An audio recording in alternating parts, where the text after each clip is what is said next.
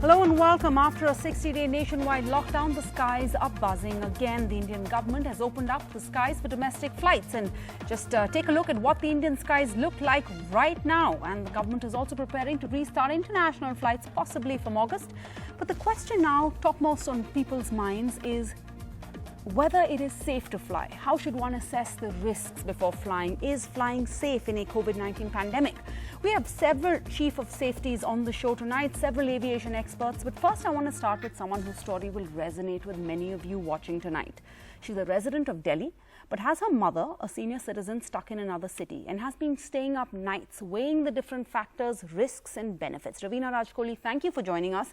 Your mom is a senior citizen and she probably thinks that you're fussing too much, but you want to be with her. Where is she? Why are you facing a dilemma of whether or not to fly to her?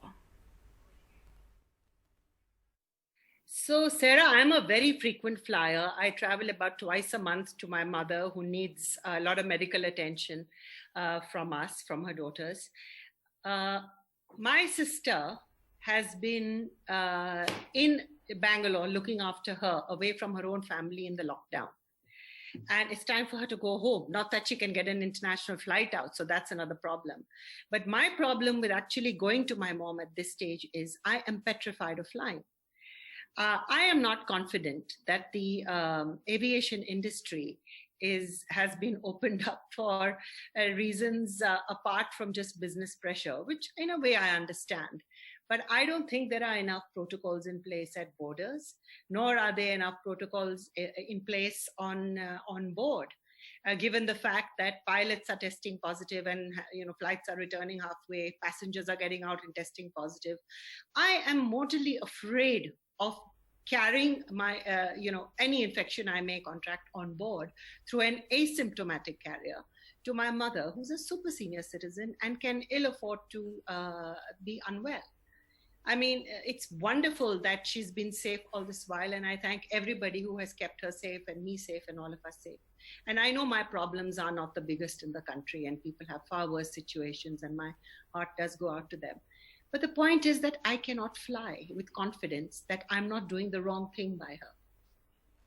I cannot fly with confidence. We have Dr. Ashminder Singh Bahel. You're an aviation expert. How would you address Ms. Kohli's concern? She says she cannot fly with confidence because, medical experts say the only option to prevent infection is social distancing. But social distancing in flying just doesn't gel unless you're sitting on the wing or spending the entire flight in the toilet. Is flying safe? Okay, is the road safe? We have 151,000 accidents in a year, one accident every 4 minutes, 413 accidents a day. I'm talking of people who lose their lives a day, 413 of them. So in case you don't have anything... Yes, yeah, nothing is safe. We take risks when we step out of the house, but this is an informed decision many people are considering right now. So could you address these concerns? Is it safe to fly right now, given that we're in a pandemic and the government has taken a decision to open up the skies for domestic flights? Exactly. So first thing I want to say is that on Friday, only 513 sorties flew. When we started with 428 flights on Monday, it is opening up in a graded manner, not that it is opened up completely. There were only 39,969 passengers when in a day, 412,000 passengers fly to different destinations in India.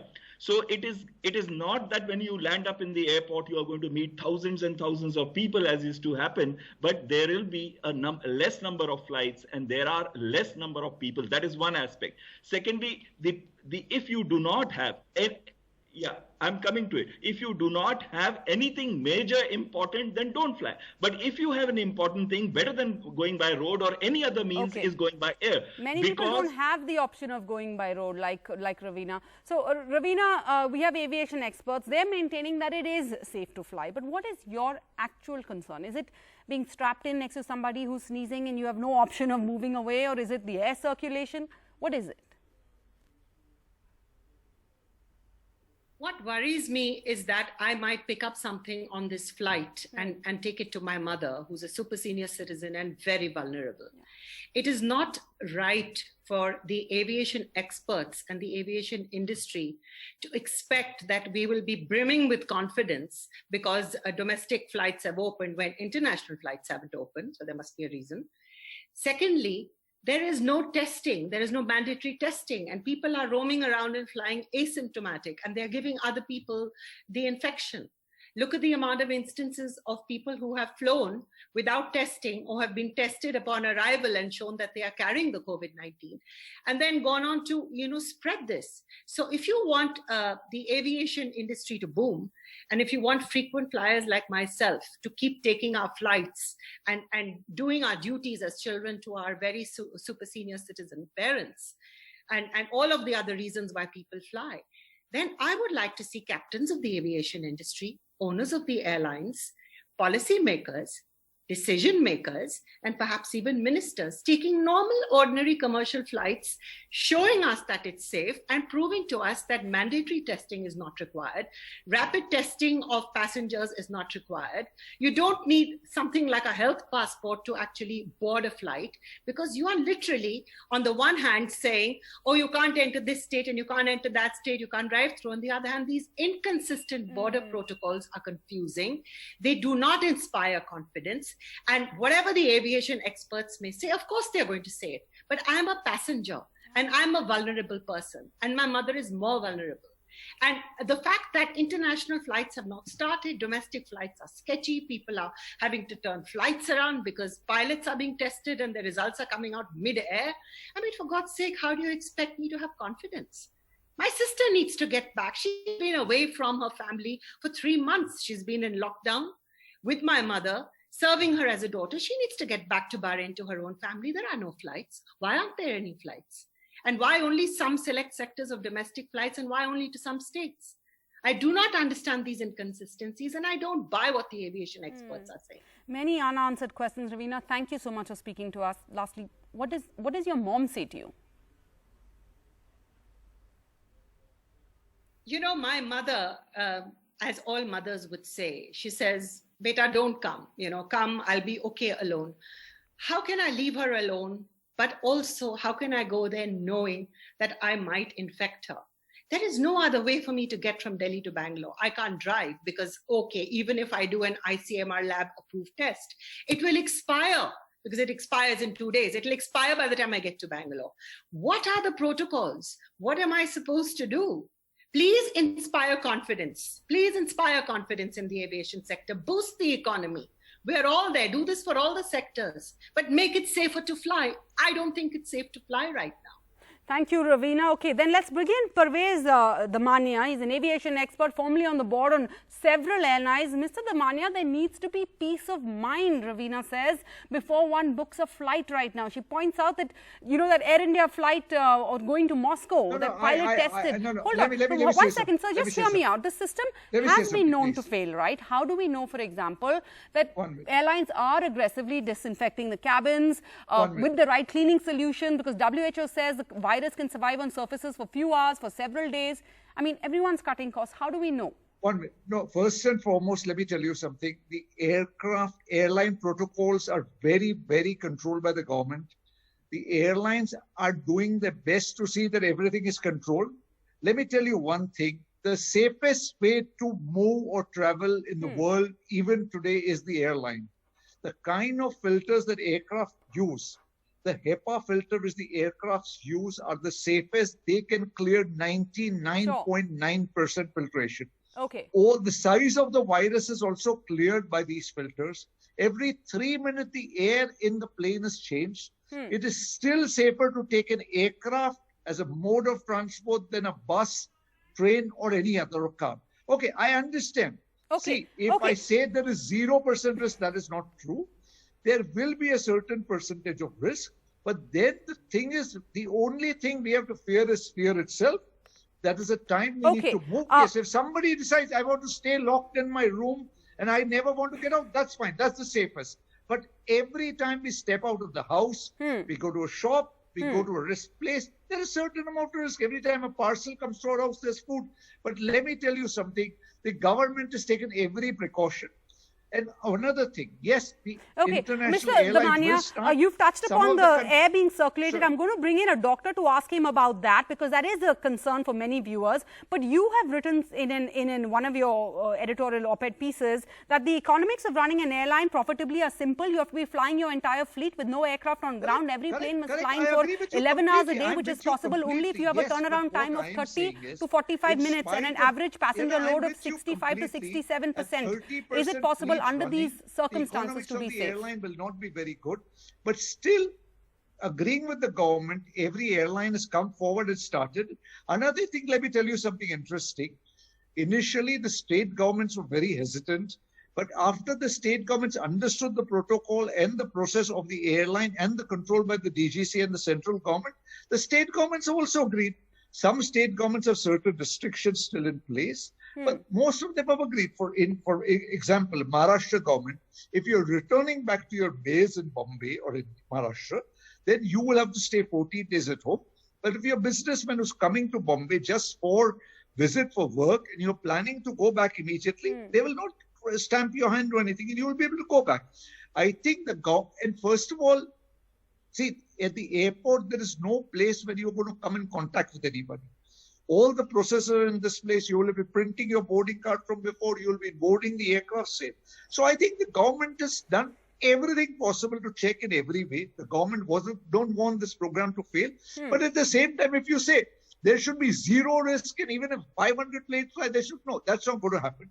Okay, First of all, Mr. I think Damania, I India's want you handled to the address situation that very point well. that Ravina had Let raised, us that look at the the number of government deaths and not needs just to concentrate on the get number of people planes infected. back in the air. But before that, you touched upon that very important point about HEPA filters. Let me put that across to a doctor. Now, we have Air Vice Marshal Dr. Pankaj Tyagi. He joins us. Dr. Tyagi, how much of a risk is the recycled air in a plane? You've been the former head of the Institute of Aerospace Medicine at the Indian Air Force. You know, when you go into a plane, you put on your seatbelt and then that air nozzle overhead starts giving you a blow dry that you didn't ask for, and people's anxiety will start to rise because many people think that one gets sick on an airplane, that you can catch a cough and a cold in regular times. Is that true? What happens in a COVID pandemic? Yeah, sure. So one thing is that I agree with Parvez. I met him when he was running an airline in Bombay. That time I was with Air India. And also I agree with Ravina, the concerns that she has raised. It's very, very genuine reasons. We can all be, technically very, very confident of, can you hear me? Yes. Go ahead, sir. Okay. So technically we can be very confident, but the point is, it is not aviation versus passengers or passengers versus government or government versus so and so. We are all together in this, and we must realize. I agree with you completely, 100%. Yeah. So what I'm trying to say is that corona is a very weak virus. It is not a strong virus. Okay. And we are very strong. As human beings, we are very, very strong. Our immunity levels are rising. We are fighting with this corona crisis now. But sir, on a plane, people are concerned. Could you address that? Mr. Damania says that there are these HEPA filters that filter out 99% of the microbes, the dust, etc. No, Damania is right. Aviation aircraft, when they are made, at the conceptual stage itself, suppose you want to conceptualize an aircraft today in 2020, they should be at the peak of flying in 2045.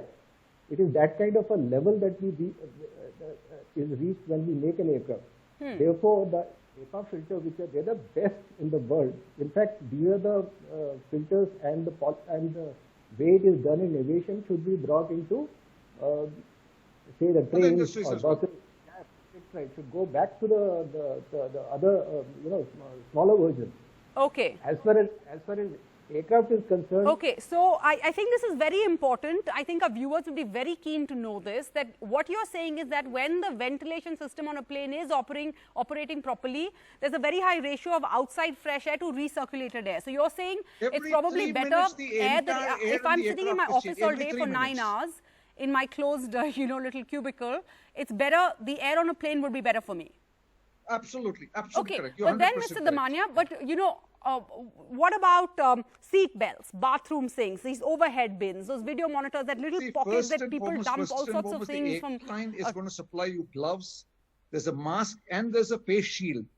See, I'll tell you something. If you say there is going to be 100% zero risk and nobody's going to get infected, nothing, that's not possible. The probability is very, very, very low. That's what I'm saying. Okay. See, today when we go out to a shop, see, future we're going to see, we have to get the economy rolling. The country has to move ahead. We cannot stay in this situation. Corona is here to stay. We'll have to learn to live with it. And we see, I'm not saying people should just travel if they don't need to, but if they need to, they should travel. They should not be worried. I think the entire aviation industry should start a program to convince the flying public that safety factor is very, very high. So I think one need not worry. I understand Ravina's concern. They are genuine and people must be worried, but I can assure you that the probability is the lowest. One need not worry. Okay, let me recap. Again, I think viewers are very keen to know this. What you are saying is that if I'm going to take a flight, I should worry more about limiting what I touch and washing my hands thoroughly, frequently, not touching my face. That's more important than the air, like holding my breath for like a 4-hour to 6-hour flight. So basically sit on your hands for the whole trip, right? That's what you're saying. Okay, let's bring in, we have a Captain Amit Singh. He is a fellow at the Royal Aeronautical Society in London. He's also a pilot, currently serving. He's with an airline in the UAE. He's joining us from Bahrain. Captain, we have a viewer who's tweeted us on this show. Rajeshri Bera has tweeted us saying, please address the angle of anxiety, stress on pilots. So we're looking at the Moscow-Delhi flight incident. He says, ask your experts about the safety of flight influenced by human emotions at this difficult time. He wants to know your views on this. So, you know, we've been focusing so much on the customer, on the passenger. What about the crew? Thank you, Sarah. A very pertinent point. So firstly, let me address the safety perspective, since I haven't heard anybody talking about from the safety management system point of view. Safety is basically a balance between production and protection. So if there is too much protection, airlines can go bankrupt. Too much production, safety takes a hit. So you have to balance from a safety balance perspective. Now, there are three main issues. One, you raised anxiety. Second, I would say, is risk assessment. And third is the fragility of the system. Anxiety, we all have, like, we had somebody from Bangalore addressing. So pilots also have the same anxiety. So the psychology of fear has to be addressed. Everyone who's moving out of the house, be it a pilot or a passenger, with parents in the age group of 80s and 90s, have the psychology of fear because they have, they can visualize the consequences. People who are younger will not. So that is a psychological issue. Now, when we talk about risk assessment, the policy, I have studied the policy, the SOP. Now, from that, I don't make out any safety expert who has made it. It's quite a mixed bag. And thirdly, the fragility. So the Moscow flight especially touches upon the fragility of the system, wherein a pilot is allowed to travel without a confirmation. So halfway down the route, you come to know that he is positive. So the system is so fragile that it breaks down and it is not overloaded as such. Okay. So Air India pilots especially haven't been paid for 3 months. So they have a psychological issue. So nobody's addressing anything about that. And no expert has come out before the launch talking about the technical issues. Got it. Like how safe is it to fly? Because anybody who's flying, the whole premise is that people are being checked at the airport, whereas asymptomatic people are traveling. So that's why it is spreading. Okay. So, you know, at this point of time, we've heard all these views, but there are people who, as Mr. Ashwinder said, just have no choice. They have to fly. So what happens to them? Let's go across to Paloma Beamer. She's joining us from Arizona, an associate professor of environmental health science. But Paloma, you're an exposure scientist. You're also a mother. And I know that you've studied this question, should one fly now or not, with both hats on. So please walk us through your thought process. If there is someone who is debating taking a flight, what should they be considering? And once they've decided they have to take that flight, how can they minimize their risks? Right. So thank you for having me join you, and I'll try to provide some context that, options that we have here in the United States might be a little bit different than what you have in India, but I'll try my best. But the first thing, to think about is, do you have to take that flight? If you need to take that flight, and there's no other option, then we can talk about how to do it in a way that reduces your risk. But the first thing is to consider, do you need to take that risk? If you need to take it for family reasons or for work, then you might just need to take that risk. But now's probably not the time to take it for a vacation. So there's really two primary concerns. The biggest concern is who's coming within those 2 meters around you, because that's really how the virus primarily, you get exposed to the virus. And so you want to think about who's coming within that 2 meter circle around you and reducing the number of people coming into that area, because those are all potentially infectious people. You yourself are also potentially infectious, and so you want to also minimize exposing anybody else. Sure.